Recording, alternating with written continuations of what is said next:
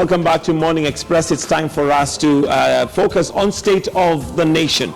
Now, on Saturday, we're going to witness one of the biggest haul of tusk and ivory burnt by our president. And of course, we've got quite a number of celebrities and heads of states who are going to be here to witness. We're going to have 105 tons of elephant tusk and 1.35 ton of rhino tusk that are going to be burned down. And the question this morning would like to find out from you, and we are asking, is there more that we can do as a country to conserve our wildlife? It is a good gesture that Kenya is standing to say that this is how far we're willing to go to ensure that our elephants and rhino and wildlife in general is conserved and not taken down by our poachers. We do know that currently as a country we're not doing very well in terms of numbers of our wildlife, especially rhinos, which are almost extinct, and elephants. Compared to 3-4 years ago, we are definitely not doing well. Now, we do know that a task force was put in place in 2014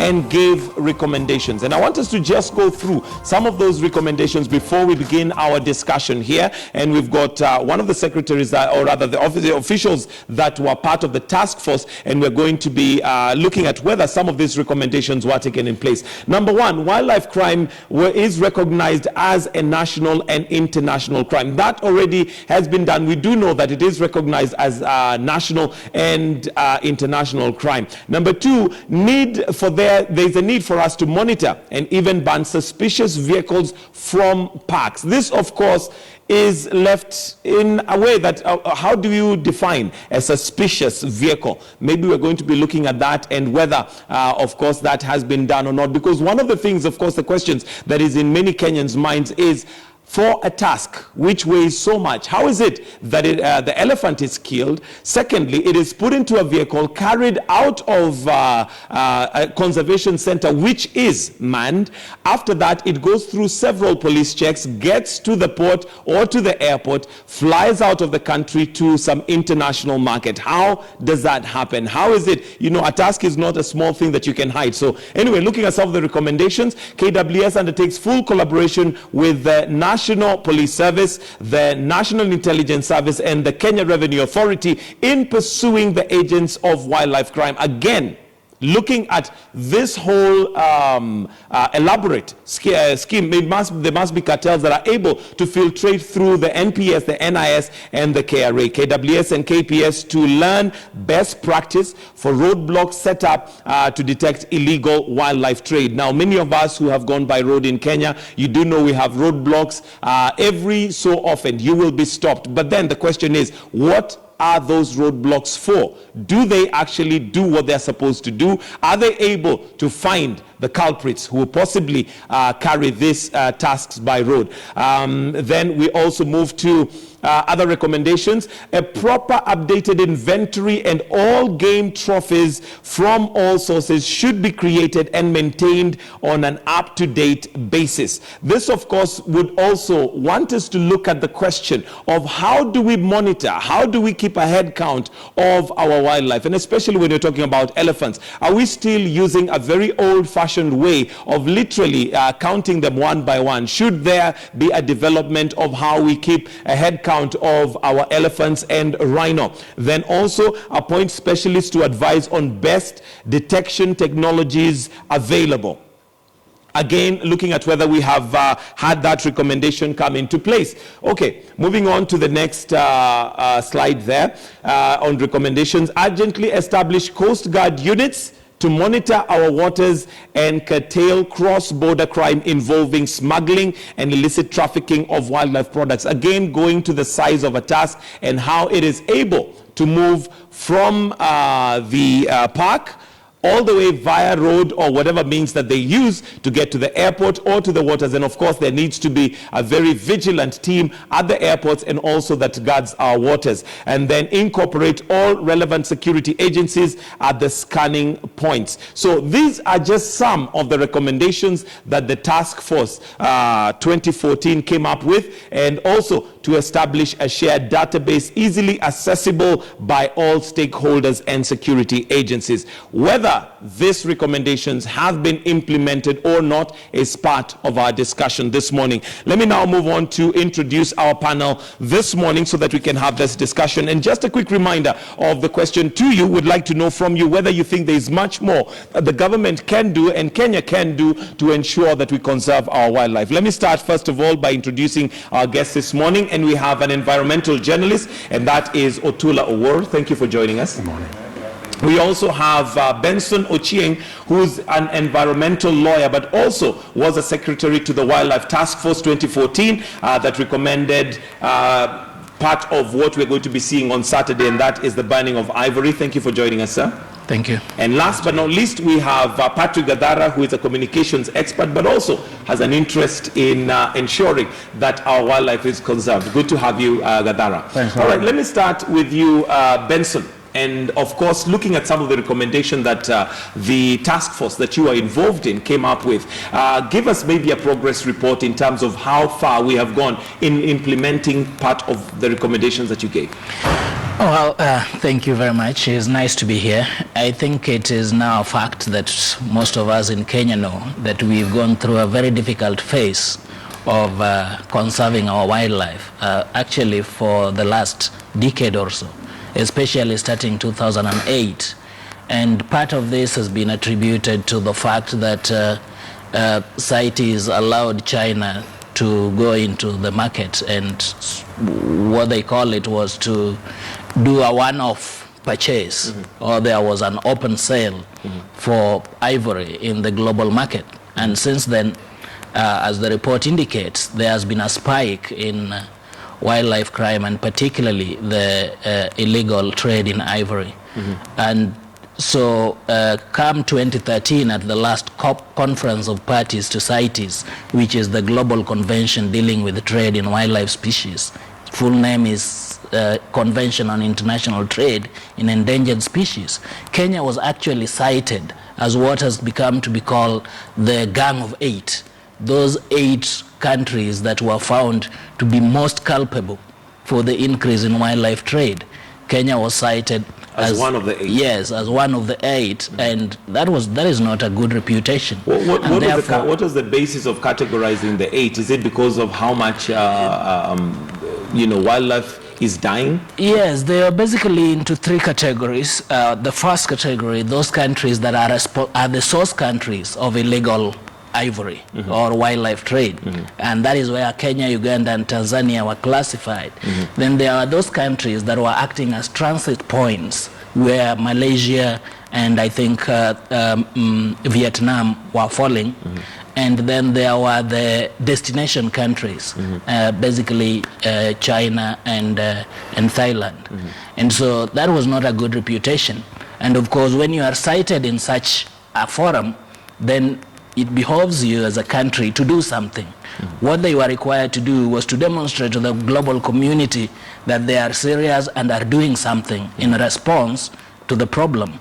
And they were supposed to put in place action plan in order to deal with that problem. And that is why, as part of that, is why Kenya decided to appoint a task force to look into the problem and to put in place recommendations that could be followed through, and hence the report of the task force on wildlife security. Okay, from your own analysis, before we listen to what one of the greatest fighters of conservation in Kenya, Leakey, had to say, from your own observations so far, because we have a tendency in this country to come up with commissions, with task forces who recommend, and then we just put that becomes a very good document that we literally do nothing about. From your own observation, has there been an interest in ensuring that we implement the recommendations of the task force?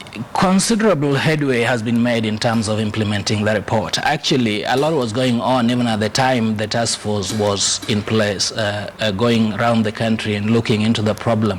One clear one you just mentioned, the appointment of chairman of Kenya Wildlife Service. And one of the findings was basically that the main authority, which was the Kenya Wildlife Service, just did not have its house in order. Of course, you know the long drawn out battle about leadership and the board of KWS and all that. And one of the important things that was done was to appoint Leakey as the chairman. Not that I support him in any way, although there is no reason not to support him. But the fact that such an icon was put at the apex of such an important institution actually sent a very clear message. Remember that the function that is going to happen on Saturday, actually the first one happened when Leakey was the director or founding director of KWS. And you remember that was in 1989 when President Moi actually did a similar act to demonstrate to the world that we are damn serious about this. It is a very valuable resource, and if the country is going to burn 105 tons, which is worth the current market rate is about $100 million, we are talking of a lot of money. And so Kenya is sending a very unequivocal signal that we are serious about this. But apart from just the appointment of the chair, a lot of restructuring has been happening in KWS. Proposals were made to hire more rangers because it was found out that the kind of incentive system and just the structures in KWS, ranging from the whole point of research to investigation to prosecution and that kind of stuff, were not in place. So a number of things have been done in terms of following through the report, making it very clear that we are ready to deal with the problem in terms of prosecution of offenses. We've seen increased cases or incidences of findings of wildlife trophies being transported through our ports and through the exit points. Those are just some of the things that have been followed through, and of course the very clear indication that we are damn serious about this, the burning of that large amount of ivory. I think considerable amount of work has gone into this over the years. The little period. Okay. All right. I'd like us now to listen to what Leakey had to say. And of course, he is also imploring that this is not just a government exercise. We need all as Kenyans to treasure our wildlife. And let's just listen into what we had to say before I bring in the other panelists, just to hear what they would like to weigh in on this. Leakey. It's a big market, and where there's a big market that's illegal, people will find their way to supply it. So what we have to do is somehow persuade people who buy elephant ivory that doing so they're destroying one of the most valuable animals on our planet. Now, although we did stop the ivory trade almost completely in the early 90s, it's come back again. Kenya has now decided to do another demonstration of our absolute opposition to the market. We're going to burn every single piece of ivory that we can in our stocks. There'll be some left because of court cases, but we will burn this ivory and it'll be seen by the whole world. It'll be very dramatic. It's the biggest burn of ivory that's ever been done on this planet. People in every corner of the globe will know about it and will do what they did in 1890. Why are the Kenyans doing this? And the press will be there to say, because the elephants are nearly finished. Don't buy ivory. Kenya's position is ivory is only valuable if it's on a living elephant. That there's nothing else we can do. If we sell it, we're going to encourage the trade to go on. We want to destroy it. We want to take it out of economic reach once and for all. And it worked before. It worked dramatically previously. I think this fire will get enough attention that it'll work again. But ultimately, the younger generation, the 20s and 30s, possibly some of the school children, have got to be more vocal, more demanding of their respective governments to stop destroying our planet. Climate change, environmental damage, loss of wildlife and biodiversity is going to affect everybody, and it's bad and wrong, immoral. One might even say it's against religion to give your children a worse inheritance. And of course, the picture there being painted of how bad it is. But let me come to you now, Otula Owuor, who's an environmental journalist, and ask you, since you've been doing a lot of coverage on the environment, how bad is this ivory trade that the world is just about to witness the biggest, amount of tusks being burnt? I think it is really bad. I would want to say that compared to what happened in 1989, Kenya is in a worse situation. This is because the issues have become more complex. In 89, I think Kenya was like the only country which seemed to have the problem. countries in Southern Africa were like Kenyans, they are this and that. But now, some of the countries like South Africa, Zimbabwe, Zambia, they are in the same problem. Tanzania has this problem, and the poachers have moved to central Tanzania. Now they are coming to Serengeti.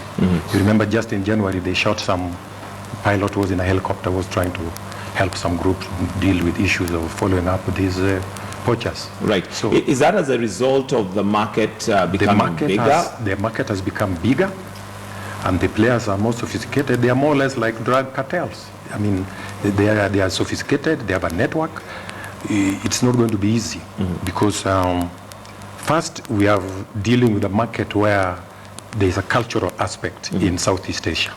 Even if the governments there want to help, the idea of using rhino horns and elephant tusks is deeply rooted as medicinal, all those kind of things. So it is not a market that's going to die overnight.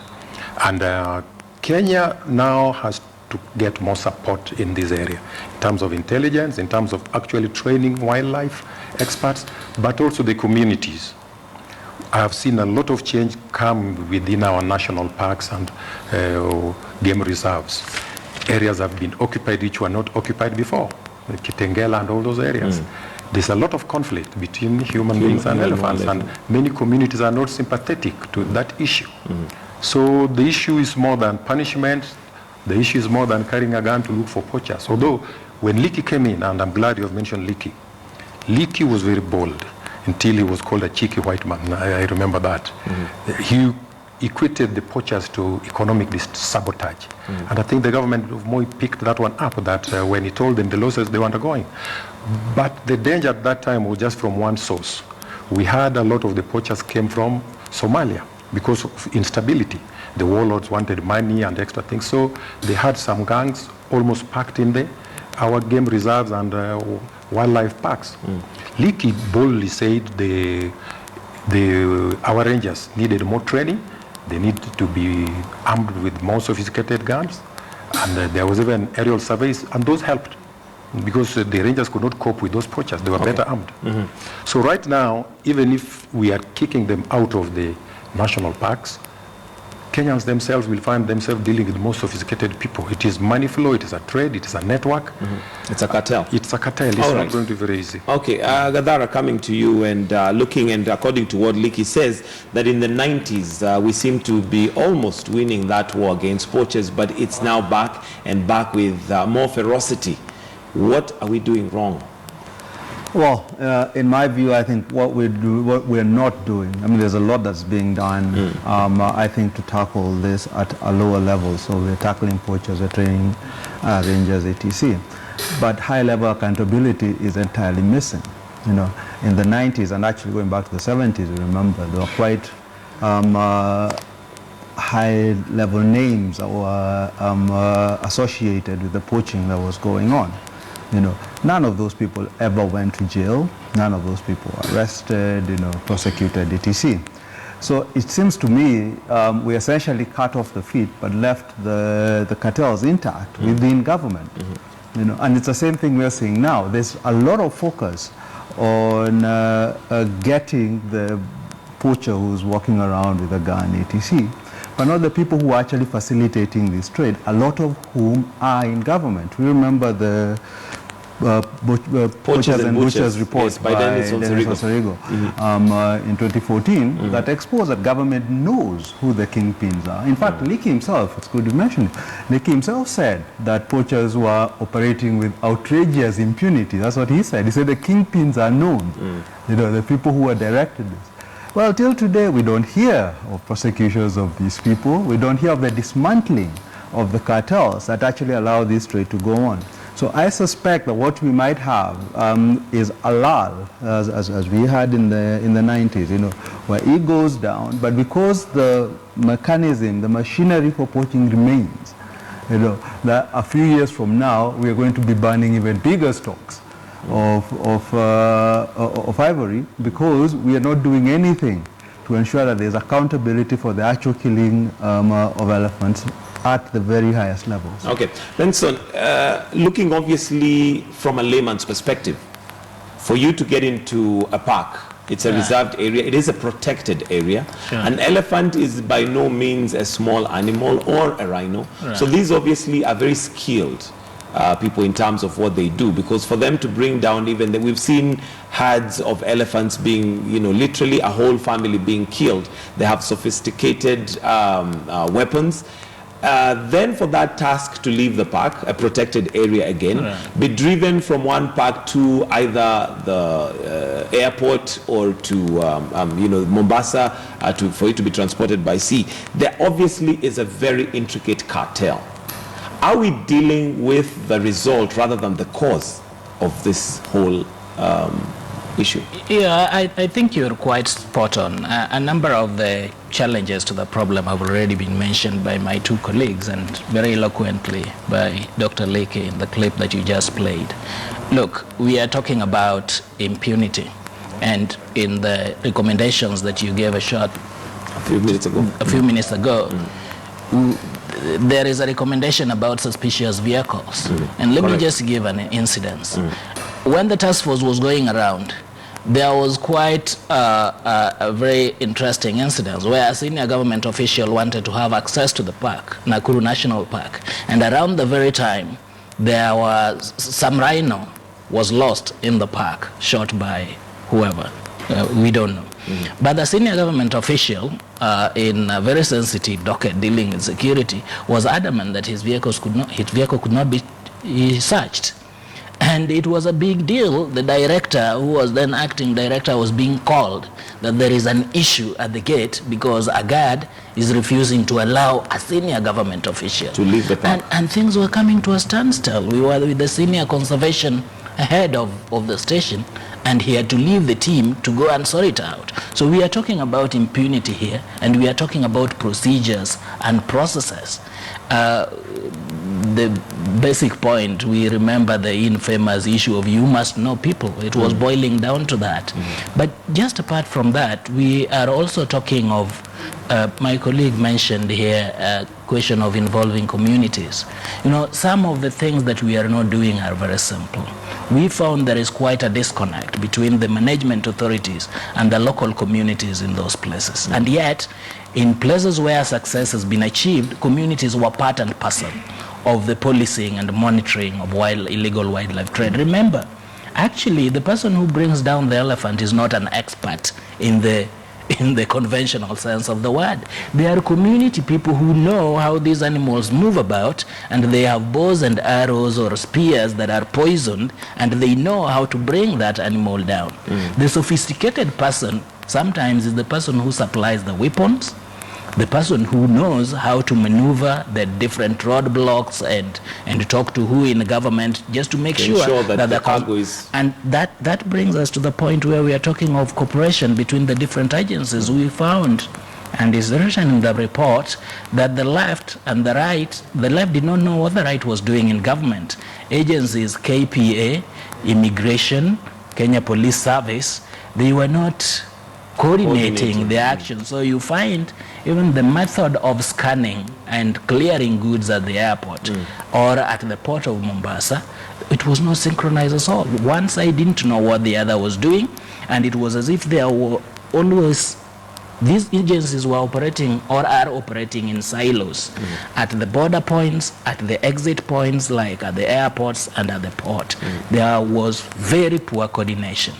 And then, of course, just the thinness in terms of the staff at KWS and the technologies that they use. Like in Mombasa, we found there was just one officer at that time who was in charge of the port and the airport. So you can imagine those heavy loads of goods that are being put in the shape at one time. Officer. And then this other side, you have the aircraft being loaded with all. And is that by design, or is it because they're understaffed? Not necessarily by design. I think it's just not appreciating the technicalities and what it would take to deal with the problem. And that is what we were trying to recommend in the task force report. Okay. That this thing is a bigger problem than we think. That it starts right at the point of the park. There are issues in movement from the park or the point where the animal is brought down to the exit point or along the road. You have to deal with the roadblocks. You have to deal with the issues of marking of that ivory. And you can see what has been done since the report was issued. We found out that we didn't even know what stockpile of ivory we were having. They were located in different places. The storages were not secured properly. They were not earmarked, so you could not know which ones have gone out, which ones have come in. Some we were finding cases of confiscated trophies, which were set aside or put in some place to be shown as evidence in court, as exhibits. And then you find that the whole process and procedure for securing it was just so poor that we heard of incidences where at one time a big piece of ivory weighing over 50 kilograms was replaced by a smaller one of just some few kilos. So all that can happen. The question becomes, well, maybe the person prosecuting was just interested in showing that there is illegal ivory here, but it's not the one. Let me come to you, Gathara, and we've talked about the human-wildlife conflict, which of course is something we cannot wish away, and the fact that we seem to put more preeminence on the export side of it and forget the community. He mentioned something, or is it we mentioned that the community has to be involved,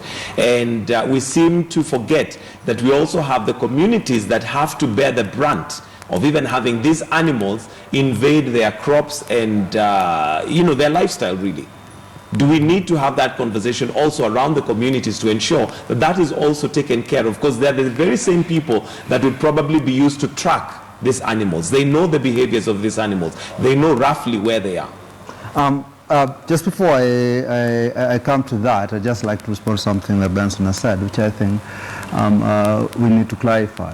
First, I don't think we should assume that there is intention or that it's for granted the government is working to stop poaching. There are people within government who benefit from poaching. This trade wouldn't exist, as Leakey himself said. It wouldn't be operating at the level it does without complicity within government. A lot of the failures that we are seeing are failures of design, are failures by design, by a government that is not committed to doing this. When we speak of ivory disappearing from stockpiles, in fact, when we speak of ivory inside State House, being stolen from inside the President's office, from inside the First Lady's office, we've got to ask ourselves questions about the commitment that is there to actually stop this trade. Why are we stockpiling ivory in the first place? What's the policy now? Are we no longer going to stockpile it? Nobody has said this. We're just burning what we have. We might find a few years from now, we've stockpiled more. Why don't we destroy this at the point that we receive it? Assuming all the court cases and stuff are done. But to get back to your question, I do think we need to ask who benefits from elephants, from having elephants here.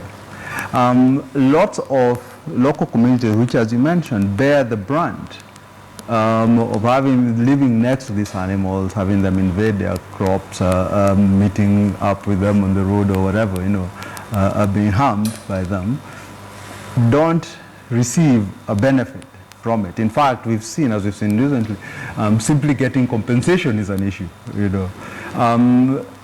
A lot of the arguments put forward for conserving and preserving elephants, apart from the moral ones, which I think are very valid, is the economic benefit that they attract tourists who come. But how much of that money do local communities actually see? And this is, I think, questions we've got to ask. So when we are asking communities to partner with wildlife conservation authorities, what's in it for them?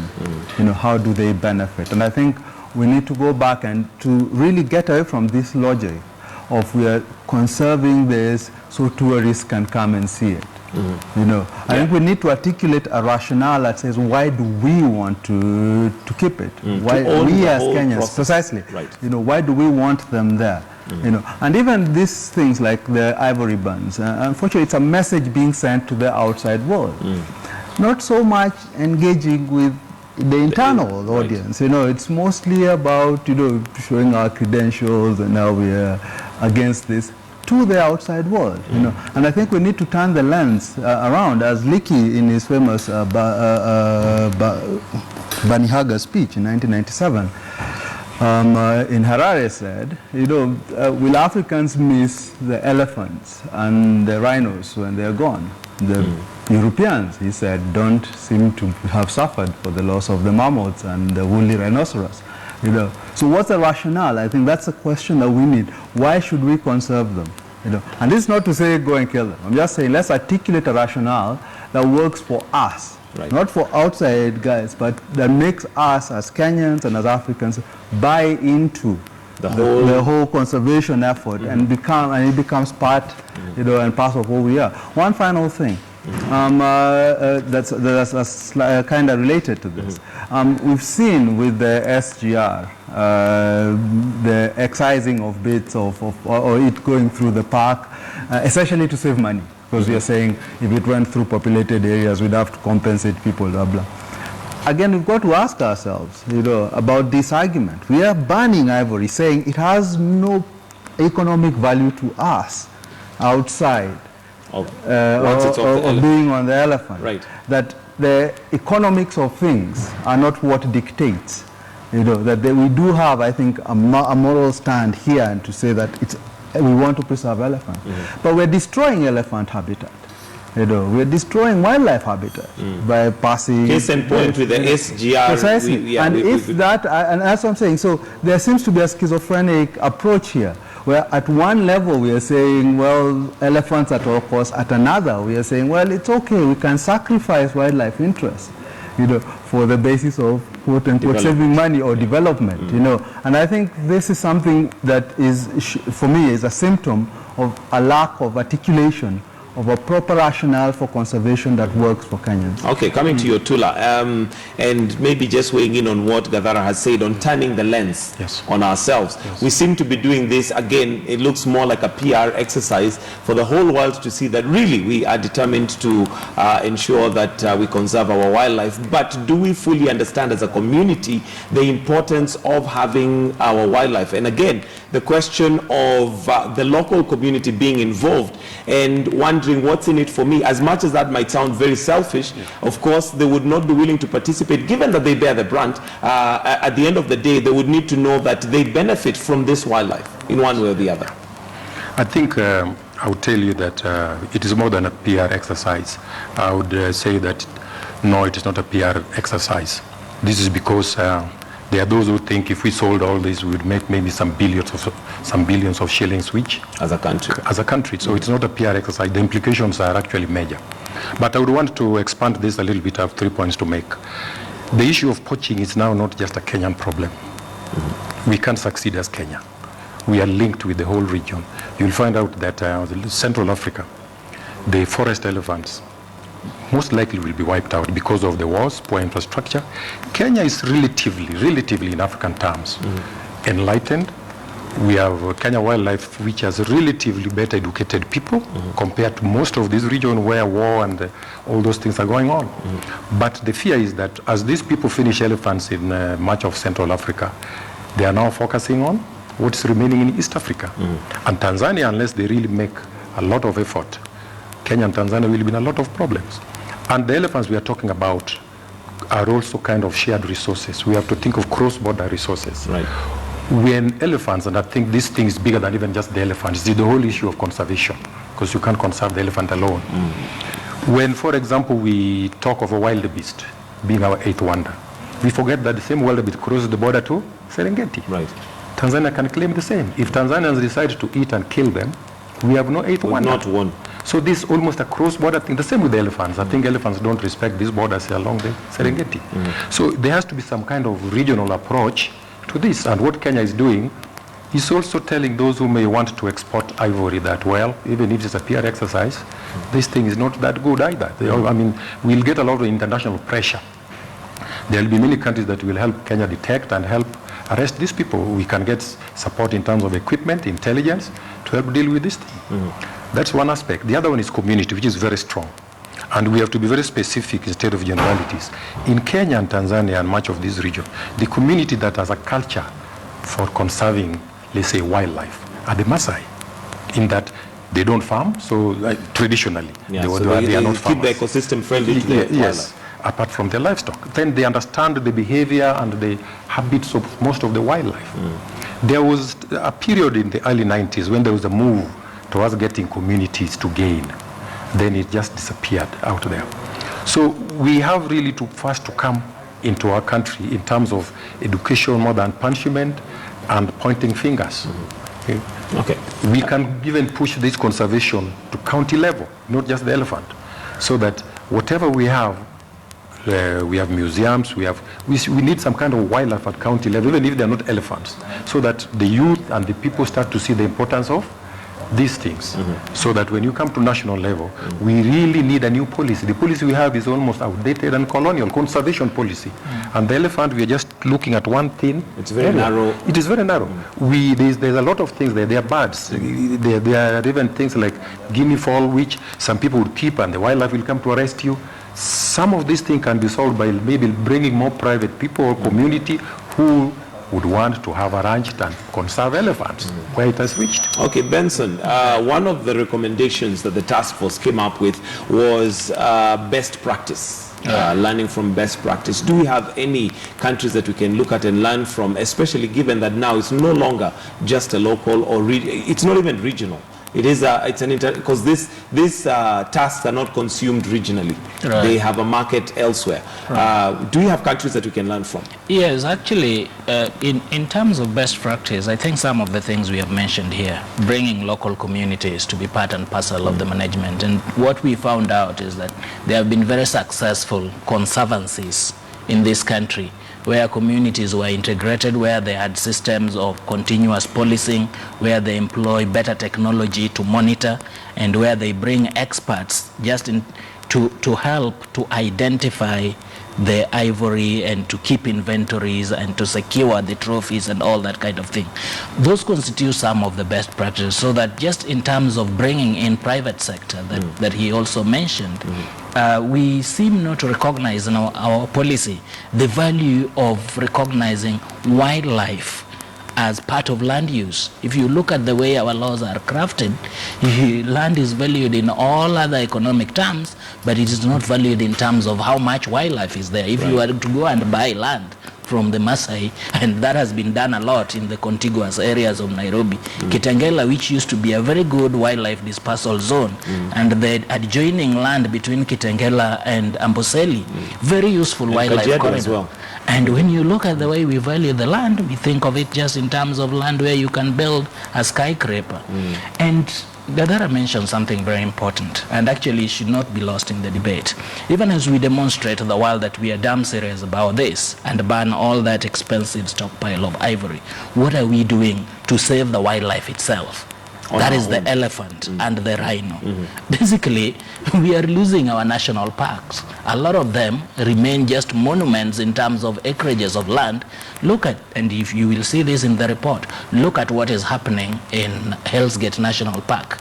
For all intents and purposes, that park is no more. Unless something very drastic happens, the exploration for geothermal power has basically killed the park as a conservation area. And yet you will hear on the one hand we are saying, no, energy is very important, we want 5,000 megawatts, probably which we don't yet have a place where we are going to export it because we are not going to consume it. On the other side, we are saying we need to conserve our wildlife, and we are burning 105 tons of ivory and not realizing that we have destroyed the habitat of the elephant in the first place. So it comes back to the point of policy and the point of conservation philosophy that we have as a country, which I think is equally important, if not more important, than the one-off events of monumental character like banning wildlife. So that is very important. The standard gauge railway has been mentioned, and I can tell you for certain that you look at the environment impact assessment report of that, it basically does not capture the whole essence of conserving the Tsavo as a national park. Right now we are talking of part of the railway passing through the Nairobi National Park. And we are talking of the southern bypass. We already have the southern bypass, which took a chunk of the park. Exactly. So those are critical aspects of conservation policy. And my friend mentioned we have an old conservation policy. Actually, we don't have a wildlife conservation policy in this country. So we have the law.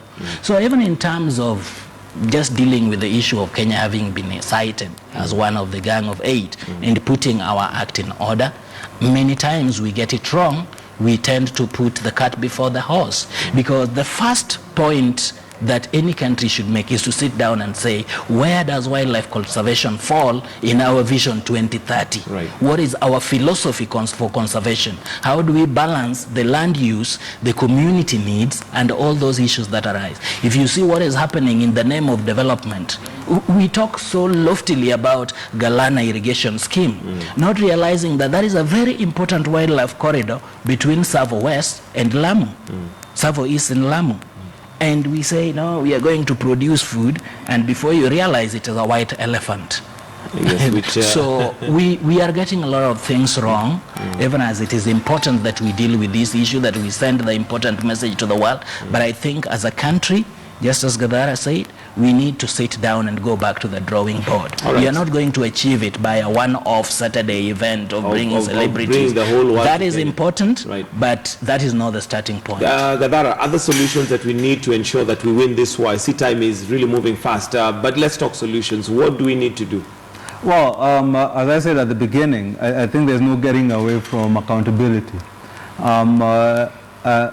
Impunity has been one of the main reasons why we can't tackle much. In fact, even our talk on corruption and how that affects our wildlife trade is very much functions as a smokescreen.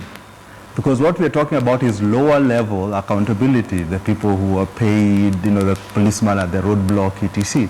We're not seeing the network that facilitates this, that allows this to happen. The brains behind it. Precisely. So we've got to start with high level accountability. We've got to insist that the people in government who actually allow this, who protect poachers, not just the trade, they know who the poachers are and they protect them. Don't forget the Onsarigo documentary, which I would really recommend people go and watch.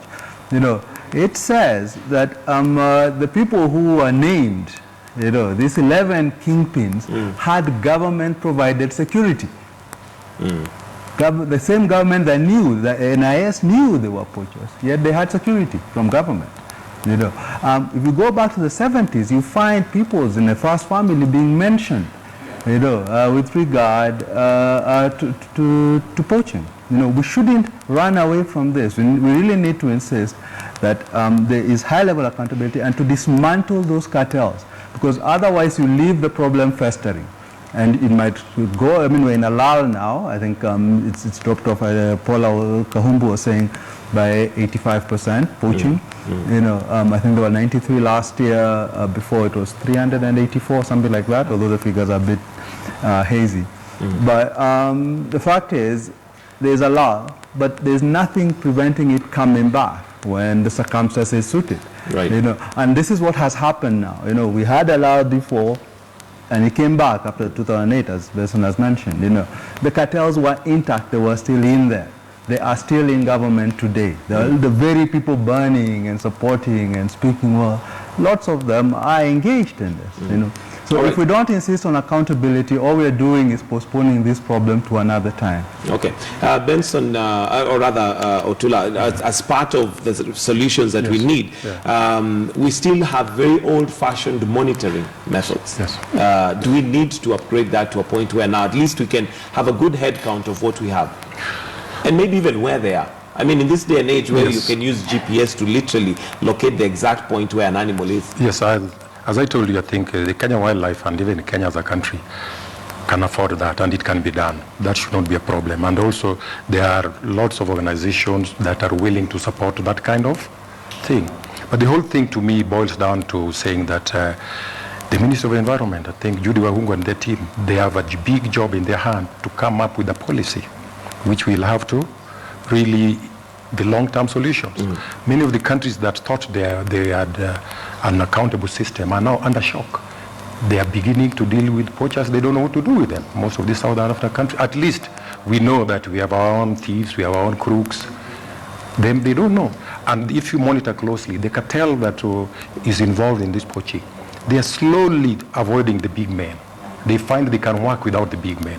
All you need to do is get some people, kill an elephant, pay them, pay the officers who might stop you, find ways of crossing the border or the ports. They no longer need these people. They just need a few people in the local area, give them money, or because they are not gaining anything. So they are slowly moving away from the big men. When you find big men who are involved in this, they are actually people who would even shoot an elephant, those kind of people. But if you look at the whole international cartel, particularly the one going to Southeast Asia, it is more sophisticated, more invisible, as I say, like drug dealers. They use you, but they are now moving away from the big men who maybe they go to them when there's need. But right now, they can simply bribe their way, and they have a system that can work for them without involving the big men. Although the policy is good, but policy without implementation, accountability comes, but it boils down to action. Benson, interagencies working together, especially on an international level, because these tasks have a market in Asia and other countries. Do we need to have that coordinated better so that we have that communication? Because obviously it is not a problem that we can deal with as a country. Yes, definitely. It has to start at the very highest level, the state engagement. This is a question of international diplomacy. Vietnam has been cited as one of the key destination points for rhino horn. In the international community, they have been cited as not very vibrant in terms of engaging on the subject with the Committee of States. When we talk of China, the leadership of China has to take the bull by the horn. One is not saying that China supports it, but what my friend talked about, the cultural issues about associating with ivory in China is so strong that the people need to be educated. We actually got presentations where it dawned on us that in China, a good majority of the population believe that these are just like old teeth, and when they fall off, when the tusks fall off, new ones grow. So, you know, it requires a lot of education, and that will take engagement between the countries involved and a lot of education to the population. So at the interagency level, very important. The national authority is responsible for conservation in Kenya and for monitoring and for policing. Interpol has to be part and parcel of this, and that is also one point where countries need to engage very effectively. Of course, we know the regional office is based in Nairobi, but the question has to be asked, how well are the countries coordinating in terms of repatriating criminals, and what kind of other agreements come in? And then, of course, the whole issue where we talked about, this should not just be looked at as a wildlife crime. The scope has to be broader. It should encompass issues of tax evasion. It should encompass issues of economic sabotage. It should encompass issues of crime or international crime like any other. So that we view it from a broader perspective. You go to our new Wildlife Conservation and Management Act, the offense of poaching is very loosely defined. Actually, if you get a smart lawyer, it will be very difficult to convict somebody for a wildlife offense under, say, the article section 92, which basically provides the maximum penalty of life imprisonment or 20 million Kenya shillings. But it is loosely defined, and so even the question of law enforcement has to be looked at again. So it's a broad range of things. There is no one magic bullet to it. Of course, the whole thing, as we have mentioned, has to start at the level of policy, defining conservation philosophy, understanding what this means for us before we say what it means for other people, and then getting the law right, and then getting the institutional arrangements right. If we do that, I think we'll be on the right. Gathara, as we finish, you obviously have a lot that needs to be done, and we are not doing as a country and as a region, but also to highlight the importance of Saturday's event and possibly what message we should be sending across to the world. And like you mentioned, turn the lens, and also as Kenyans, what lesson should we be learning with what happens on Saturday? Well, the Saturday's event will be, the destruction of stockpiles, I think, anywhere is itself a good thing. I think the fact that people hoard this, the governments hoard this, is itself atrocious. They really should be a policy where these things are destroyed as soon as practically possible, because the fact that you have them not only incentivizes criminality, people will want to steal them, etc., but they also maintain the rationale that these things have value. That in a sense governments don't want to destroy them because they are hoping for another one-off trade, sometime in the future, and we've seen this happened in 2008, and we're living with the effects right now. But I think beyond the ban itself, we have to be careful that these sorts of events don't mask the real issue, that they don't hide, governments don't hide behind them to avoid tackling the real problem. We've had bans in Asia, in China, etc., where governments are allowed to essentially present themselves as standing up for conservation when there is really no real commitment to do it. So I think beyond the ban, we've got to really insist on seeing a real commitment, a real action, to save and protect our wildlife. Some of the things that have been mentioned here, But I think if we simply sit back, as happened last year, and we simply sort of glory in the light of the flames, and forget to ask the difficult questions and to demand that real actions such as those reports are implemented, etc., then all it will be almost a PR exercise which will not have won the war. Thank you very much, gentlemen. We'll have to end it right there because of time. Patrick Gathara is a communications expert. We have Benson Ochieng, environmental lawyer. He was also a secretary of the Wildlife Task Force 2014 that recommended even what is going to be happening tomorrow. Then last but not least, Otula Owuor, who's an environmental journalist. And we'll have to wind it up because of time. I know you wanted to make another one point, but investigative journalism after this banning. After this banning. All right. Well, let's have our people get out there. And just to read one or two comments that have come through, we have one here from Vishal Shah, who says, we have a barracks full of army guys on payroll. Why can't they be guarding our parks 24 hours? We also have Luceno, who says it would be timely if KTN would run the Dennis Onsarigo piece on poaching and just remind us. Yes, that's definitely one I'm sure that we'll be referring to a lot. We have Stanley Bichu, who says, just like cartels in drugs trade in Kenya, some powerful individuals must be behind this menace. More comments coming in. If we have time, I'll read through them as we go along. But do stay with us right here on Morning Express. Today is Thursday, and we've got Tech Central. Today we'll be talking about video games. And possibly provoking that small little boy in you that never dies right there. So video games coming up, of course. This is Tech Central, and we talk about inventions by our very own and just technology in general. So do stay with us right here on Morning Express. Tech Central coming up.